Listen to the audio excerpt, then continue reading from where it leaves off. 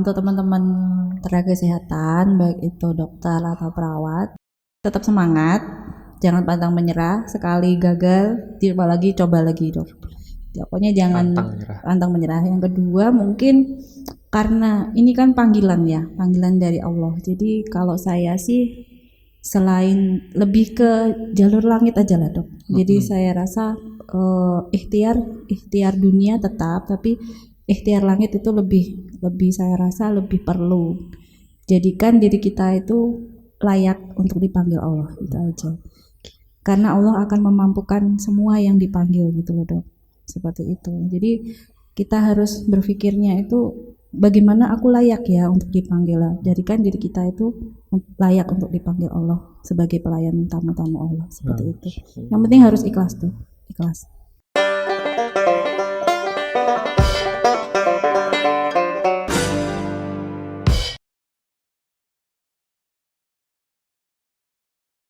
Assalamualaikum warahmatullahi wabarakatuh. Selamat pagi semuanya. Kembali lagi di Nuklis Podcast, ngobrol santai dan maknyus. Oke, kembali lagi bersama saya Dr. Abdi di channel YouTube RSN Tuban di segmen Nuklis Podcast.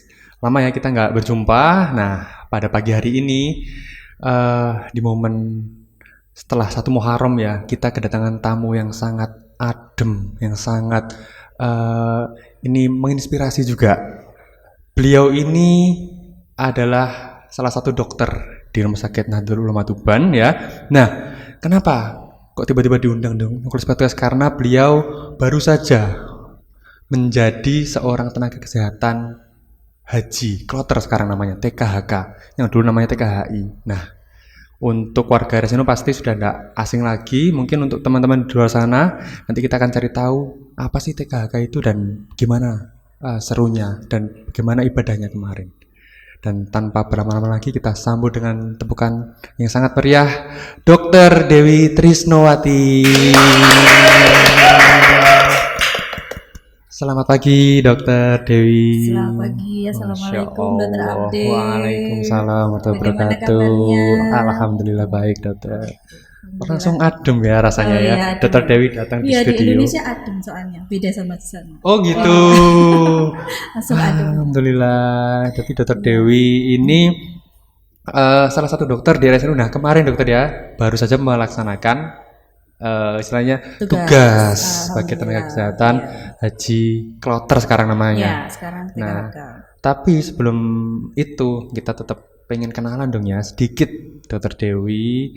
Mungkin nama, alamat boleh, hobi boleh. Mungkin sama di RSNU sudah berapa lama? Sedikit aja dari perkenalkan sedikit, monggo ke kamera. Assalamualaikum warahmatullahi wabarakatuh. Waalaikumsalam. Nama saya Dr. Dewi Trisnowati. Mungkin kalau karyawan Rumah Sakit NU dan mungkin ada pasien-pasien saya yang pernah dirawat dulu mungkin sudah kenal dengan saya. Saya sudah cukup lama di Rumah Sakit NU, mungkin baru bisa dibilang yang paling awal ya di sini ya. Saya mulai kerja di sini 2009 sampai dengan hari ini mungkin sekitar 14 tahun. 14 tahun. Ya, jadi RSNU ulang tahun kemarin yang ke-14 ya, kalau nggak salah. Yang 14 ya, itu ada saya. Mulai 2009. Itu. Salah satu legendnya RSNU legend. ini. Tapi masih kelihatan muda ya. Kelihatan muda. Iya. Baru ngambil KTP 2 tahun yang lalu atau berapa tuh gitu ya? Oh iya, masih muda. Masih 17 plus ya. Jadi itu aja. Saya di sini baru pertama kali mendaftar sebagai TKHK. Baru tahun ini Dokter Abdi. Baru pertama kali ya? Baru pertama kali. Dan alhamdulillah sudah langsung dipanggil. Alhamdulillah nggak nyangka sudah langsung ada panggilan. Ada panggilan, ya, Masya Allah. Alhamdulillah banget. Berarti ini perubahan namanya nih kan kalau dulu namanya TKHI. Ya betul. Baru tahun ini ya dokter baru ya? Tahun ini. Jadi tahun ini kalau dulu namanya TKHI, sekarang TKHK. Jadi kalau di pendaftaran itu jadi ada Kalau ini kan namanya PPIH ya, Iya. PPIH kloter dan non kloter. Ya saya itu yang kloter, jadi yang mendampingi jamaah haji mulai dari keberangkatan sampai dengan kepulangan seperti itu. Kalau Jadi yang satunya, sekarang namanya TKHK.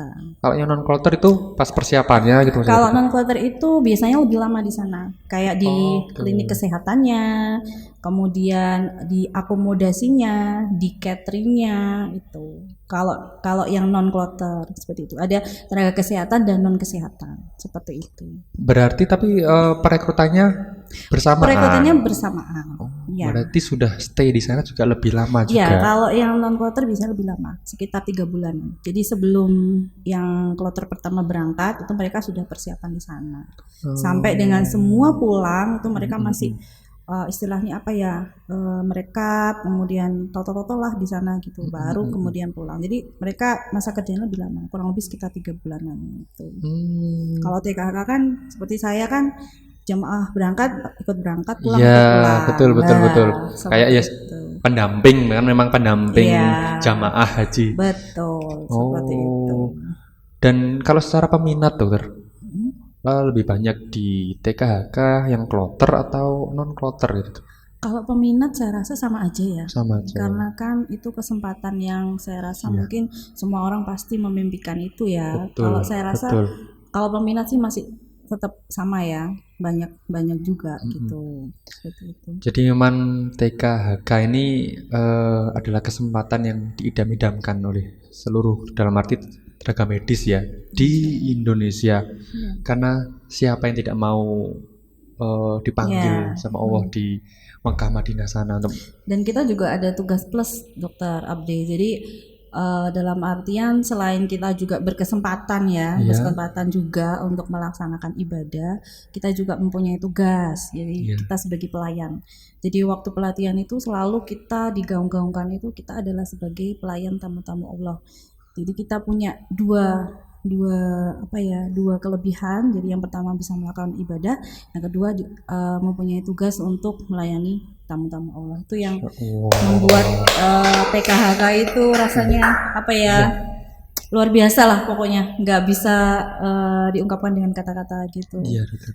Nah, saya pribadi juga nanti mungkin setelah punya pengalaman kerja yang cukup lama, pengen juga dokter gigi.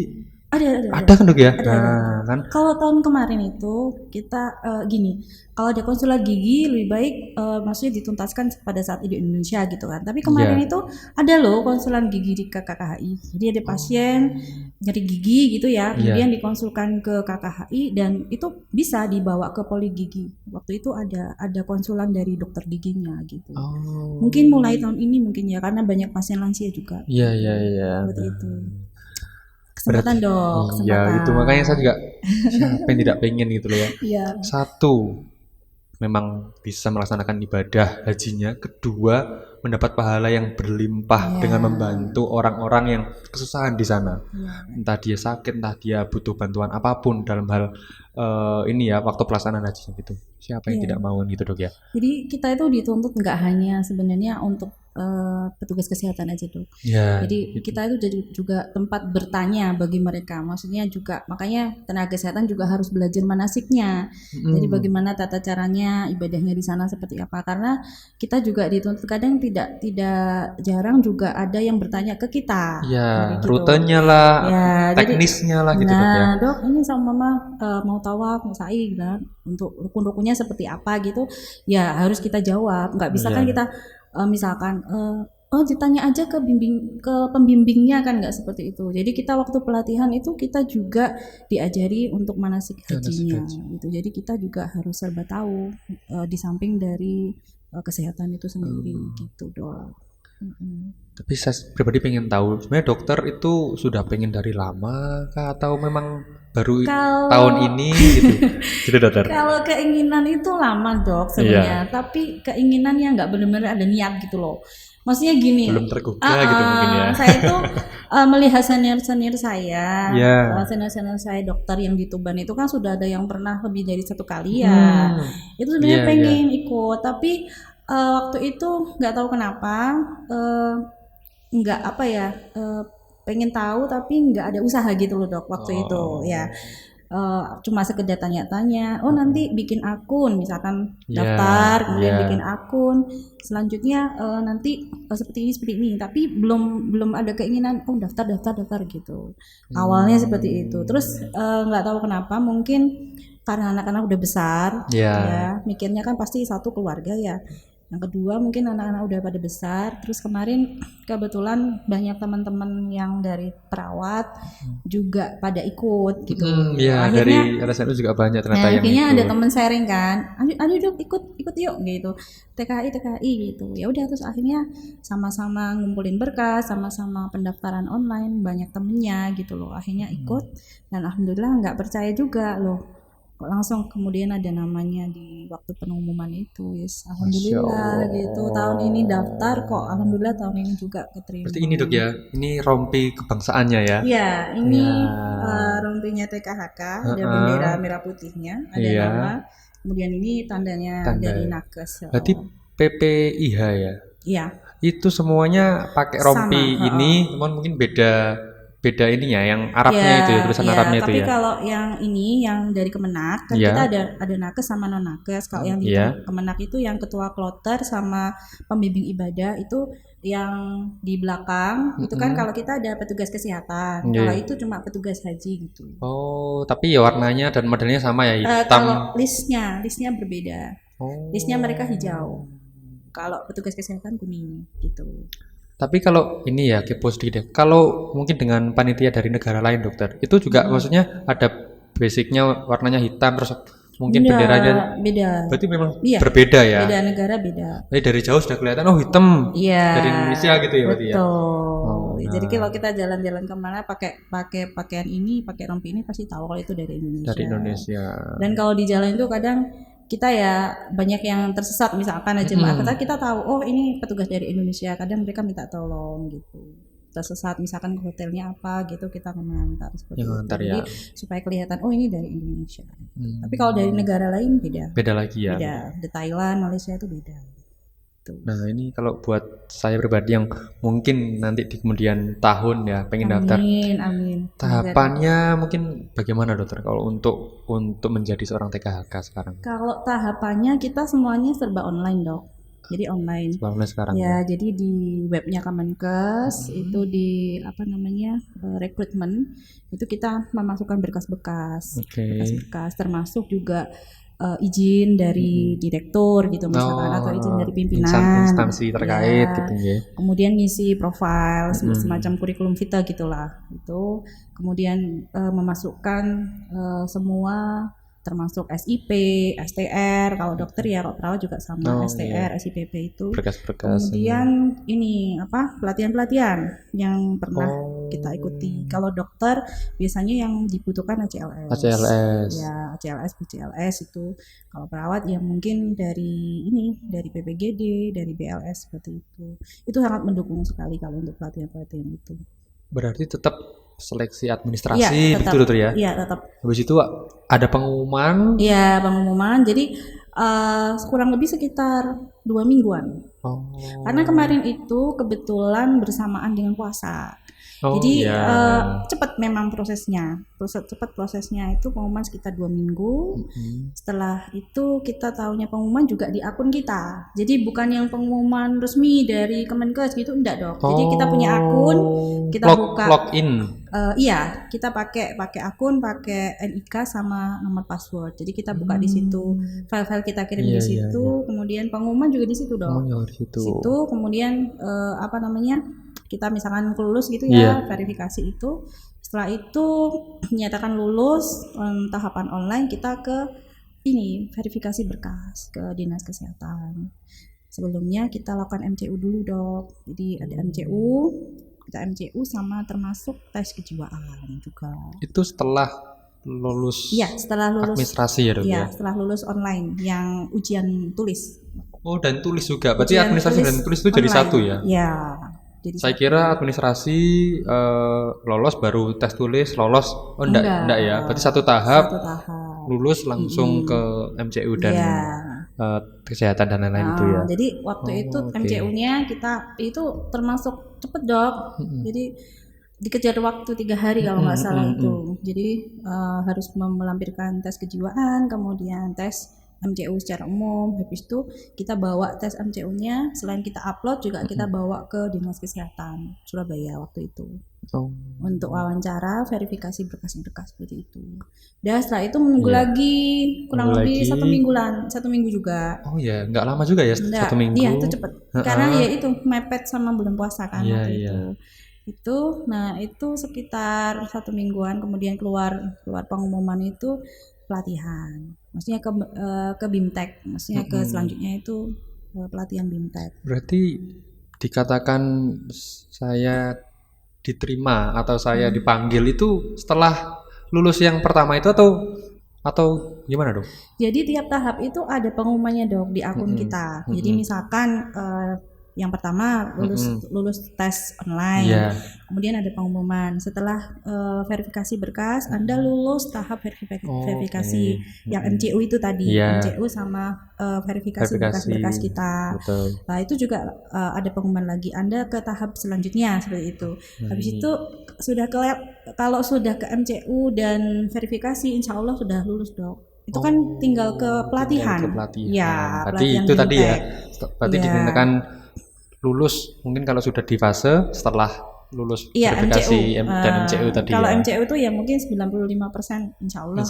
Ya sudah pasti. Kecuali pada saat pelatihan kita neko-neko ya dok ya, maksudnya absen terus, nggak pernah datang, nggak disiplin. Nah itu biasanya gugur di situ. Kalau kita fan-fan aja sih ya. Kuncinya berarti di yang tes tulis itu ya dokter ya? Iya, tes tulis itu. Itu yang kayaknya perlu persiapan. Iya. Persiapan dokter Dewi sendiri. Aku kan tuh, sekali. Iya. Istilahnya ini satu kali tembakan. Langsung tepat sasaran. Nggak. Apa ya Jok ya? Aku tuh enggak yang waktu itu belajar, maksudnya nyari kisi-kisi soal tuh enggak sama sekali dok. Maksudnya mungkin aku lihat di YouTube ya sesekali apa sih, cuma aku mikir masuk sih tiap tahun itu sama itu terus gitu loh dok. Jadi aku enggak terlalu memperhatikan, dan juga yang di YouTube itu aku lihat-lihat kan cuma sepenggal, jadi enggak yang soal murni gitu. Yes, intinya bondo nekat tok dok kemarin itu aku. Jadi ngerjakan soal itu kan juga kita kesempatannya 3 kali ngerjakan soal online. Gitu. Langsung keluar nilai. Habis itu kita coba lagi. Lah nilaiku itu hampir maksudnya hampir sama 3 kali itu gitu loh dok. Juga nggak tinggi amat, dia stadiumnya menengah lah gitu. Tapi banyak yang lebih bagus. Cuma saya berpikir sekarang ternyata bukan faktor itu ya gitu. Nggak hanya faktor ujiannya, tapi ada faktor lain kayak gitu. Karena kalau menilai dari faktor ujiannya, misalkan yang nilai 100, nilai 90 pasti lulus, pasti saya nggak akan keterima gitu loh. Karena nilai saya jauh dari itu, tapi berarti kan ada faktor lain yang menggerakkan itu, seperti itu. Itu mungkin bagian dari jalannya juga. Iya betul, menjadi pelayan tamu-tamu Allah. Iya. Siapa yang tidak mau sekali lagi. Hari ini juga. Nah, berarti alhamdulillah dokter akhirnya berangkat. Nah, berangkatnya kalau boleh tahu tanggal berapa sampai tanggal berapa dokter kemarin? Saya kemarin tanggal 30 Mei dok. 30 Mei itu berangkat dari asrama haji. Iya. Tapi kita nggak langsung pergi waktu itu. Kita nginep 1 hari di sana. Karena masih pemeriksaan kesehatan kan waktu itu. Jadi kita nginep 1 hari, besoknya baru persiapan berangkat. Pulangnya kemarin tanggal 12. Jadi 12 dini hari dari sana. 30 Mei sampai 12 Juli ya. Iya, Juli. 43 hari dok totalnya sama kepulangannya itu. Ya, lumayan memang lama ya. Mengikuti juga memang jamaah hajinya juga. Ini ya di tanggal itu juga. Dan itu kalau pembagian secara kloternya nanti dokter dia memegang mana dan mana itu? Kalau itu dari pusat dok. Dari pusat ya. Kita dari pusat. Kita tinggal tinggal menerima aja. Bahkan ada juga yang menemani tidak sesuai dengan kloternya juga ada. Ya itu. Tapi dari awal kondisional juga ya. Tapi dari awal saya sudah pasrah, dalam artian oke lah kalau misalkan aku nggak mendampingi dari Tuban ya nggak apa-apa gitu. Maksudnya dalam artian ditaruh dimanapun saya sudah siap gitu. Kok ya alhamdulillah ditaruh di Kloter Tuban juga. Oh, dokter berarti memegang Tuban ya? Tuban, iya. Masya Kloter Allah. 19 saya, SUB 19. Jadi SUB itu embarkasinya. Iya. Embarkasi Surabaya. Embarkasi Surabaya. Kloter 19. Kloter gitu. 19. Jadi kebetulan sekitar 445 itu semuanya Tuban, asli Tuban. Gitu. Nah, dari berarti 445 jamaah plus 5 petugas, jadi 450 satu kloter. Berarti 445 itu dipegang berapa tenaga kesehatan dokter? Kalau satu boleh dokter, tahu. 2 perawat. Satu dokter, 2 ya, perawat. Tidak berbanding kan? 3 banding 400, Masya Allah. Tapi itulah kita dituntut seperti itu. Berapa banyak pahalanya itu ya, menolong orang. Nah, ya walaupun tidak semua orang ditolong itu pun nanti di sana juga bisa menolong kloter lain kan, ada kemungkinan juga dokter yang kalau tiba-tiba nanya gitu ya. Ada. Kayak misalkan kita waktu ke Masjidil Haram misalkan ya, itu kan sudah bercampur semua, nggak lagi bicara kloter. Kalau misalkan pas kita melakukan baik itu tawaf atau sa'i misalkan, ketemu jemaah lainnya yang memang butuh kita tolong, ya kita tolong. Kita bekerja atas nama Indonesia bukan atas nama kloter. Atas nama Indonesia. Bahkan kalau misalnya ada jemaah di luar di luar Indonesia pun kalau memang itu ke kondisi kegawatan ya harus kita tolong. Jadi kita sudah membawa human-nya bukan. Dan itu memang bagian dari komitmen. Iya betul. Tenaga kesehatan kan itu TKHK. tidak memandang betul. Agama, suku, kewarganegaraan itu semua harus kita tolong. Tetap harus saling menolong. Iya. Wah, menarik seperti juga itu. Ya. Nah, kalau sekarang ini yang pengen saya kepoin, dokter berangkat tanggal 30 Mei ya dokter ya.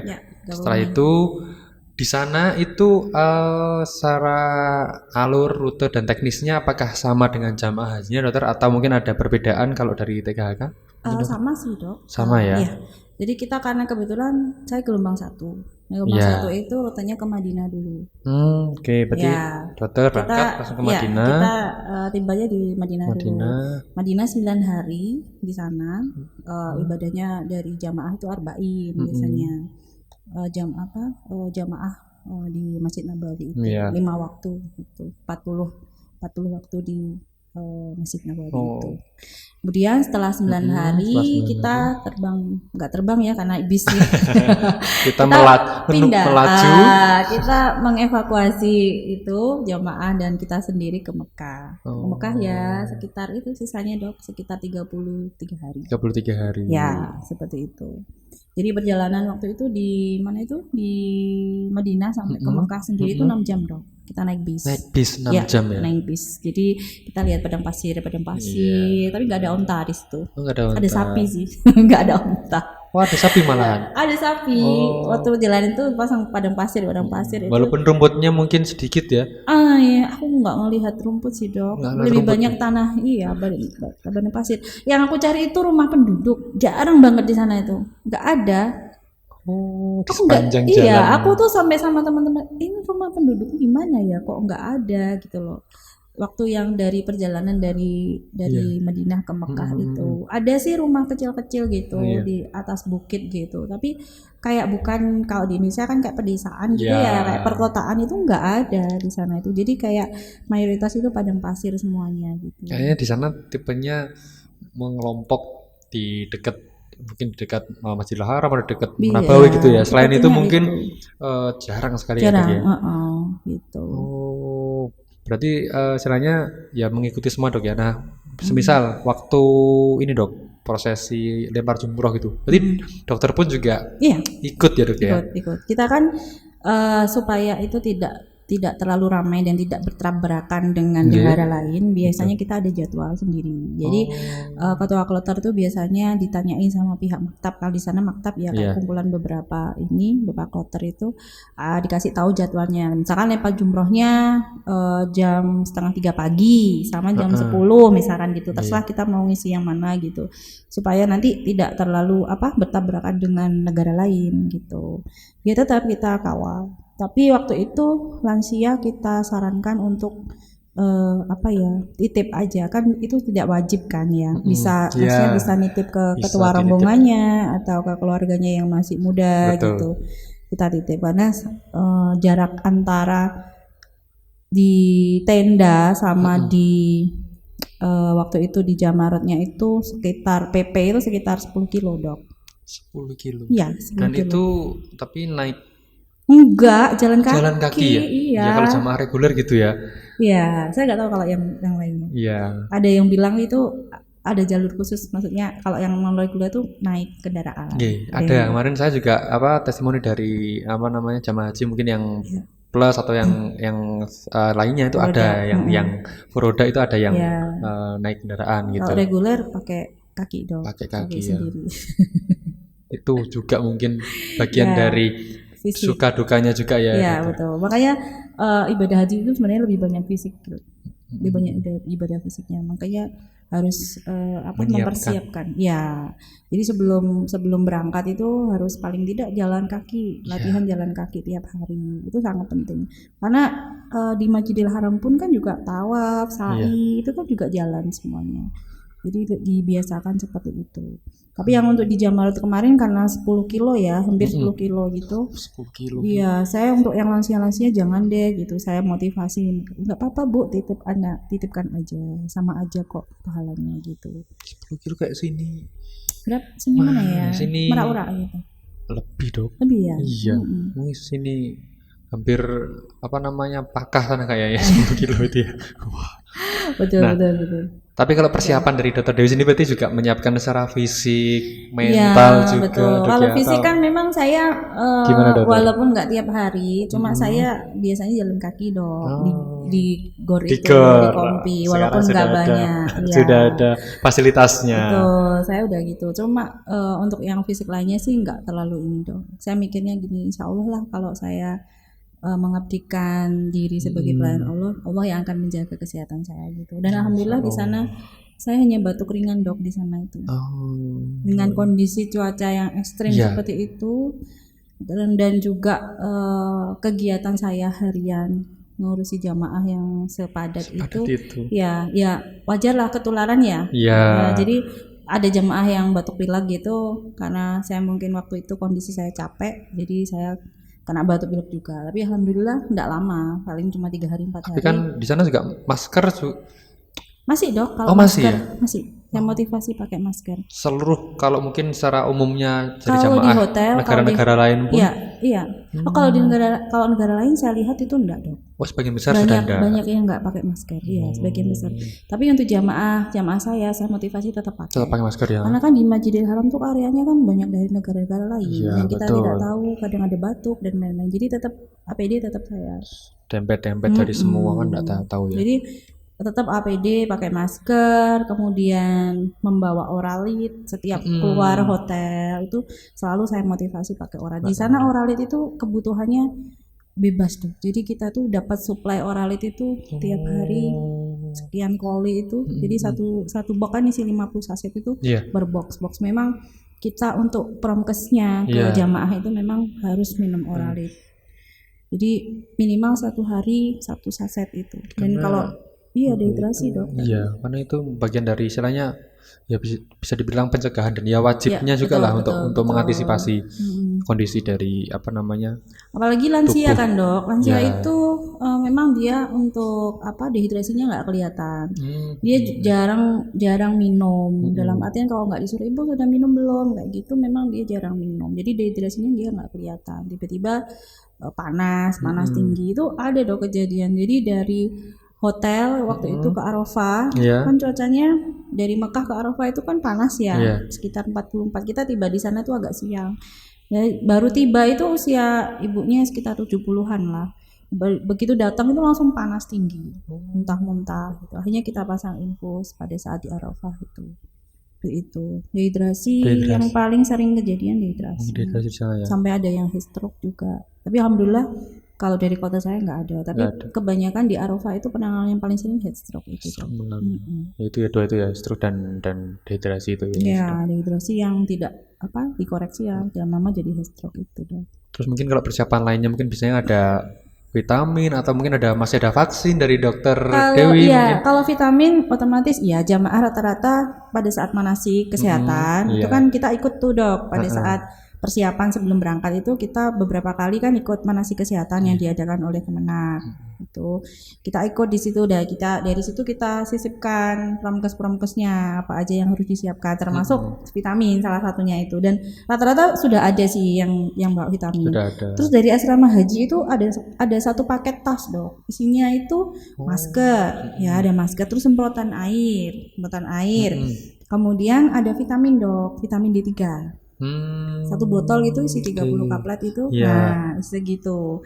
Ada vitamin. Tapi selain itu juga kita motivasi untuk sebelum dari asrama haji kita sudah motivasi untuk vitamin dan obat-obat pribadi. Kayak misalkan punya diabetes, punya darah tinggi. Nah, itu kita motivasi untuk bawa. Jangan sampai tidak membawa obat-obatan rutin seperti itu. Dan memang sekarang juga sudah tidak wajib vaksin ya? Iya, kalau vaksin itu yang wajib itu meningitis, Dok. Meningitis untuk haji itu masih meningitis. Wajib meningitis ya? Masih wajib meningitis. Nah, untuk meningitis ini kan sebenarnya juga dari program pemerintah ya, Dok ya. Kalau kemarin itu dari jamaah itu ada sih jadwal khusus untuk injeksi meningitis. Untuk nakes, untuk tenaga kesehatan juga ada sih jadwal untuk meningitis juga. Tapi pas waktu kemarin itu karena kebetulan jarak antara keberangkatan dengan vaksinnya itu biar tidak terlalu mendadak. Akhirnya saya memutuskan tuh aku vaksin mandiri gitu. Aku enggak ikut jadwal minta. Kebetulan kan di NU juga ada vaksin meningitis. Gitu ya. Oh, berarti dokter kemarin melaksanakan vaksinnya di RSNU. Iya, meningitis saya di NU. Gitu ya. Berarti buat teman-teman atau pemirsa dari Nukles Podcast kalian bisa banget ya, Dokter Dewi ya, untuk melakukan vaksin, bisa itu meningitis ataupun influenza ataupun yang lain di RSNU Tuban. Ada Dokter Dewi sendiri nih. Iya, ini sama saya. Nah, yang akan vaksin itu ada Dokter Dewi sendiri juga. Sama satu lagi, Dok, influenza itu penting. Jadi kemarin tuh waktu manasik kesehatan itu bukan mewajibkan ya, tapi saya itu memberi alternatif kepada jamaah untuk istilahnya untuk daya tahan tubuhnya, supaya di sana kan juga nggak memungkiri banyak sekali transmisi kan gitu tuh dari banyak negara lah, supaya kegiatan ibadah hajinya juga kalaupun toh nanti kena influenza pun tidak terlalu berat gitu kan. Nah, itu juga saya sarankan sih waktu itu tidak ada salahnya untuk vaksin influenza. Dan itu saya rasakan sendiri, Dok. Saya kan juga vaksin influenza, kebetulan waktu itu meningitis sama influenza. Itu saya rasakan sendiri kalau vaksin influenza itu 3 hari itu sudah membaik. Jadi nggak parah gitu loh, Dok. Kalaupun sebenarnya vaksin itu kan tidak mencegah tertular sebenarnya. Tetap kita bisa tertular, tapi kalaupun tertular tidak berat. Minimalisir kan, juga ya. Paling nggak jadi sampai pneumonia lah gitu. Seperti itu. Dan itu saya rasakan sendiri gitu loh.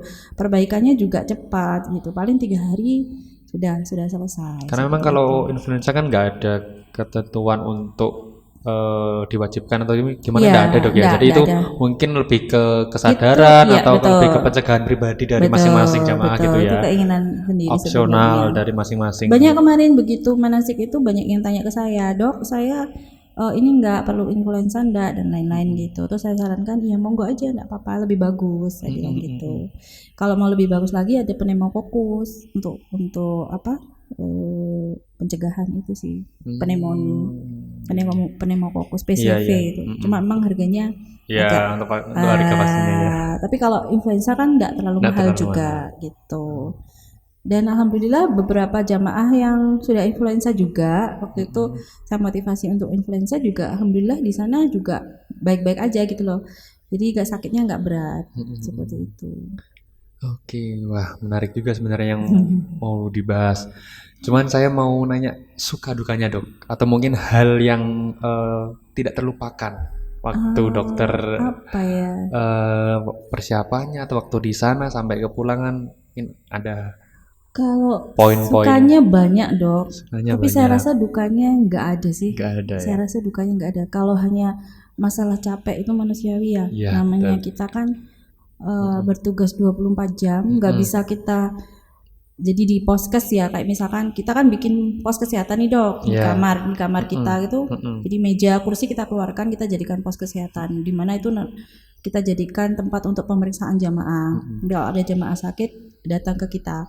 Itu kan nggak bisa kita taruh jam kerja jam 8 pagi sampai jam 8 malam, nggak bisa dong. Jadwal Iya, jadwal bisa. kita tambah, nggak bisa dong.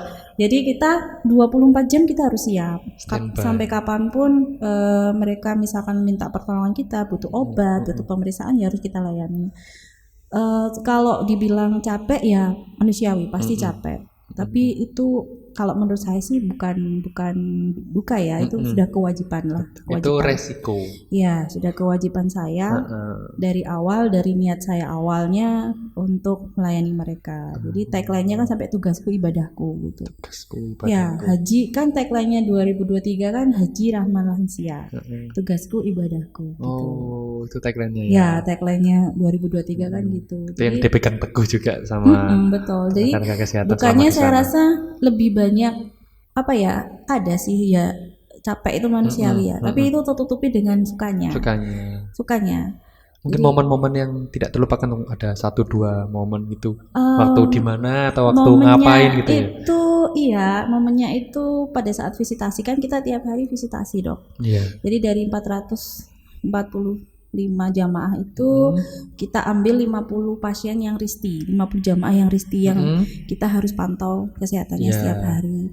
Jadi udah menjadi agenda rutin tiap hari itu kita visitasi pasien mulai pagi, kemudian nanti jalan lift ya, naikkan dari lantai ke lantai itu kita visitasi, itu udah seharian lah kita gitu. Jadi udah kayak keluarga dok di sana itu. Jadi udah kayak nganggep itu bapak ibu kita, nenek-nenek kita gitulah. Kan yang ngurus setiap hari. Iya, tapi ya dikasih makan juga dok kadang. Mereka kan kadang ada yang masak dok. Sayur asem. Betul. Iya, jadi kalau aku misalkan nggak makan pecel, tiba-tiba ada yang ngirim pecel, karena kan mereka pada ini makanan tuh pada istilahnya sanggup makanan gitu loh dok. Ada yang pecel, ada yang teri, macam-macam lah. Dan ada beberapa itu yang bawa rice cooker, beli di sana. Iya, masak nasi sendiri. Saya kira bawa dari sini. Enggak, beli di sana. Satu rombongan gitu. Itu masak nasi sendiri, kadang bikin sayur bayam, sayur asem, saya dikasih gitu ya, ada positifnya juga dok. Itu salah satunya om saya dok, yang dari Bojonegoro itu ya. Beliau kebetulan perawat juga. Itu ya gitu, dia ketua kloter ya, ketua kontingen ya dok ya. Ketua rombongan. Dia ketua rombongan akhirnya memutuskan wis beli rice cooker. Nah, istrinya itu bawa pecel padangan dari jadi dibikin. Nah, soalnya kan mungkin makanannya katanya juga agak momen-momen yang tersendat gitu ya dok ya, mungkin ya. Betul. Nah, gitu. Dan juga kan relatif sama ya, tiap hari menunya kan bosan. Iya, ada yang gitu juga. Juga kan mungkin yang masaknya kan bukan orang Indonesia, jadi mungkin dari segi rasanya kurang kan, apalagi orang Tuban kan suka pedas. Iya, betul. Nah, di sana itu nggak pedas sama sekali. Apa dok? Sambal terong ada dok, sambal terong. Blend ya. Sambal kayak balado gitu. Tapi ya gitu, nggak ada rasanya. Karena di sana cabenya nggak ada cabai rawit, cabenya besar-besar. Jadi kan nggak pedas gitu. Iya. Buat orang Tuban akhirnya ya nafsu makannya jadi nggak ada gitu, mungkin ya kurang apa kalah gitu ya. Jadi saya sambil visit, bagaimana Bu kabarnya hari ini, ada yang sakit gitu, sambil misal pas masak gitu, ayo dok makan, alhamdulillah gitu ya. Cukup mengobati lah dok. Plus lagi, nanti ada plus juga. Pas lagi nata obat gitu, tiba-tiba dokter ini loh dok, ada pecel dok. Alhamdulillah kemarin saya pengen beli pecel nggak ada kan di sana, akhirnya ada pecel kayak gitu. Iya, jadi kayak kayak keluarga gitu loh dok. Malah kemarin waktu pulang dari asrama haji itu kan biasa ya, ketua kloter kemudian satu persatu menyampaikan itu, saya nangis dok waktu itu. Jadi tuh saya nangis karena belum ngomong itu saya megang mic itu saya udah nangis, sampai disorakin, Bu dokter gitu kan. Sudah kenal semua. Iya, saya udah sesembuhkan gitu, nangis dok waktu itu. Saya nggak bisa maksudnya namanya manusia kan tidak ada yang sempurna. Iya. Apalagi melayani jamaah sebanyak itu, pastilah ada kekurangan saya menyadari itu. Makanya saya tuh waktu itu mau minta maaf ke mereka seandainya mungkin ada sikap saya, mungkin pas mau tidur ternyata ada dodok, tapi mungkin nggak terucap, tapi dalam hati saya itu saya sedih gitu loh dok. Maksudnya saya kurang apa ya? Mungkin kurang maksimal lah dalam melayani itu. Saya sedihnya di situ. Jadi saya sampai nangis saya itu di sana itu. Ya perpisahan juga ya dok ya. Jadi kayak apa ya? Setelah 43 hari. 43 hari berkumpul udah kayak keluarga, dan itu bukan 1-2 ya. Mungkin semuanya bisa jadi akrab mungkin yang dokter visitasi tiap hari ya gitu ya. Iya, sedih rasanya juga sedih. Nah mungkin ada yang mau disampaikan dok, apa buat jamaah-jamaah yang mungkin dokter nggak akan bisa ketemu lagi karena segitu banyaknya 400 ya, mungkin akan ketemu 1-2, mungkin nggak akan semuanya kan gitu dok ya. Mungkin ada yang mau disampaikan monggo. Jadi untuk jamaah-jamaah dari kloter SUB 19 kemarin, saya pribadi berdoa semoga ibadah kita semua pada saat di Tanah Suci diterima oleh Subhanahu wa Ta'ala, menjadi haji yang mabrur untuk Bapak Ibu semuanya. Amin. Dan selalu dalam kondisi sehat walafiat. Dan untuk jamaah yang saat ini masih di rumah sakit, itu baik itu di rumah sakit Mekah maupun di rumah sakit yang ada di Tuban, semoga Allah segera memberikan kesehatan. Amin. Seperti sedia kala gitu. Karena masih ada dok, satu jamaah saya yang sedang dirawat di Tuban juga. Jadi kondisi itu kloternya dokter ya? Iya betul. Jadi dari Panjuran itu. Iya. Jadi dia beliaunya pada saat turun dari pesawat masih bagus. Okay. Di 2 hari di rumah ada penurunan kondisi, sehingga harus dilarikan ke rumah sakit. Itu sampai saat ini kondisinya masih tidak bisa dibilang baik sih ya. Kondisinya menurun karena punya riwayat diabetes. Usianya sudah sekitar 75 tahun dok, memang udah sepuh ya, sepuh. Lalu ada lagi satu jamaah saya yang harus tanazul itu nggak bisa pulang sesuai dengan keberangkatan. Masih ada satu juga di sana dengan pneumonia. Tapi saya dapat kabar, alhamdulillah kondisinya membaik, tinggal menunggu jadwal kepulangan ke sini. Itu dari Tuban juga? Dari Tuban juga, dari kloter saya. Mudah-mudahan aja segera sehat, bisa berkumpul lagi dengan keluarga yang ada di rumah itu. Amin, amin ya Allah. Kita beri doa ya supaya semuanya jamaahnya Dokter Dewi ya, yang mungkin belum sehat atau belum sampai di tanah air ya, bisa segera diberikan kesembuhan. Amin ya Allah. Amin. Nah mungkin ada pesan dan mungkin kesan juga untuk teman-teman yang ingin mengikuti jejak dari Dokter Dewi. Iya, apa ya? Bisa disampaikan dokter. Memberikan semangat, karena Dokter Dewi ini memotivasi betul. Kami sekali sejujurnya ya, karena ibadah dan mencari menggali pahala yang begitu banyaknya di sana. Monggo dokter. Untuk teman-teman tenaga kesehatan, baik itu dokter atau perawat, yang mungkin suatu saat nanti mungkin dari teman-teman ini ya sudah ada yang setiap tahun mungkin mendaftar untuk TKHK atau mungkin PPIH, mungkin tetap semangat, jangan pantang menyerah. Sekali gagal, coba lagi dok.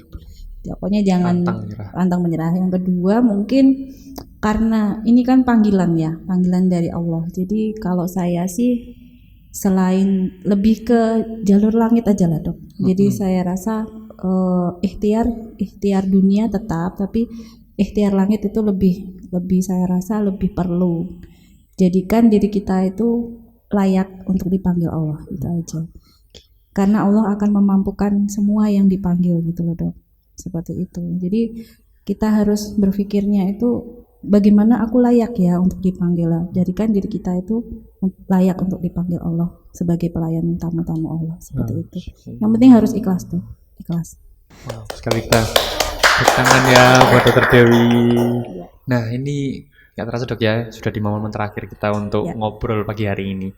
Terakhir lagi dok, mungkin ada pesan juga untuk keluarga dokter yang sudah support. Mungkin dokter juga meninggalkan keluarga di rumah dok ya selama 43 hari gitu ya. Dan untuk RSNU khususnya mungkin bisa disampaikan juga. Kalau aku sih kemarin untuk keluarga alhamdulillah ya dok ya. Di sana itu bukan tipe yang mellow gitu ya. Saya malah jarang WhatsApp call. Oh, jajak video call biasanya gitu. Jarang ya? WhatsApp call, video call jarang. Oh. Mungkin dalam 1 bulan tuh bisa dihitung berapa kali. Karena ya itu mungkin karena kegiatan saya banyak. Jadi kadang tuh saya lupa gitu. Ya jadi terus yang biasanya kan kalau pergi jauh gitu yang tipe-tipikal yang melo begitu. Iya. Ketemu tuh yang ini saya bukan tipikal gitu. Jadi ya biasa-biasa aja, nggak kangen juga kangen tapi Iya. bukan yang gimana gitu. Mungkin Normal gitu. ya mungkin Allah sudah mengatur itu supaya saya tidak terlalu berpikir pulang-pulang gitu dong. Seperti itu. Kamu fokus gitu. Jadi kemarin tuh seperti sama dengan saya tuh kan ini dok. Saya tuh kan fobia pesawat sebenarnya. Dokter Dewi pesawat. Saya tuh nggak pernah mau naik pesawat. Dan belum pernah naik first time pesawat. kemarin. Iya betul. Tapi entah kenapa sebelum berangkat itu kayak nggak ada rasa takut sama sekali gitu loh dok. Padahal Masya itu kan Allah. naik pesawat besar ya, Iya. gimana kan pasti pengaruh kan ya. Nggak ada rasa takut sama sekali saya tuh. Kayak sudah dihilangin gitu loh rasa takutnya. Alhamdulillah ya waktu take off atau landing ya Iya. biasa-biasa aja kayak naik bis, kayak naik kereta gitu. Kayak udah pernah kan itu kalau naik Iya. kereta. Biasa aja alhamdulillah gitu. Nah, untuk keluarga ya apa ya dari awal kan memang sudah sebelum berangkat kan sudah saya kasih pengertian bahwa mama bertugas seperti Iya. itu, sudah ada izin suami sudah hari itu. Jadi saya pun waktu berangkat itu sudah apa ya sudah ikhlas, sudah Siap dan plong ikhlas. gitu loh dok, nggak ada Lega dok ya. nggak ada beban sama sekali itu. Untuk rumah sakit NU ya saya harapkan ke depannya semakin sukses, pasiennya semakin banyak, pelayanannya semakin bagus dan juga yang paling penting adalah pasien puas. Seperti itu. Amin. Ya Allah, luar biasa.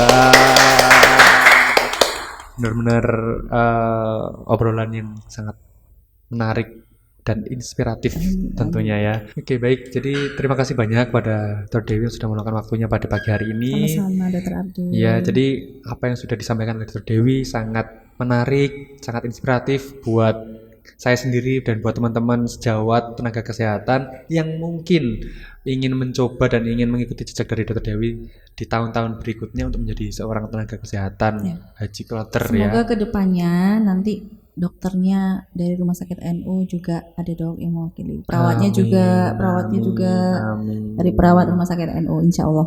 Amin. Kedepannya. Ya Allah. Sekali lagi terima kasih Dr. Dewi. Sama-sama, Semoga kita dokter. bisa bertemu lagi untuk ngobrol di lain waktu ya. Ya, Nah, untuk teman-teman Nuklis Podcast semuanya, jangan lupa untuk subscribe, like, dan komen, dan juga share ya ke teman-teman untuk bisa update video-video terbaru dari channel YouTube RC Nutuban. Nah, dokter, untuk mengakhiri segmen kita ya, kita jargon bareng-bareng. Oke.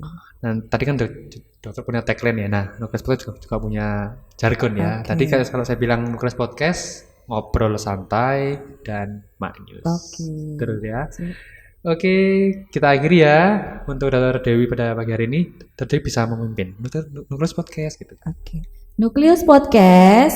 Ngobrol santai dan maknyus. Assalamualaikum warahmatullahi wabarakatuh.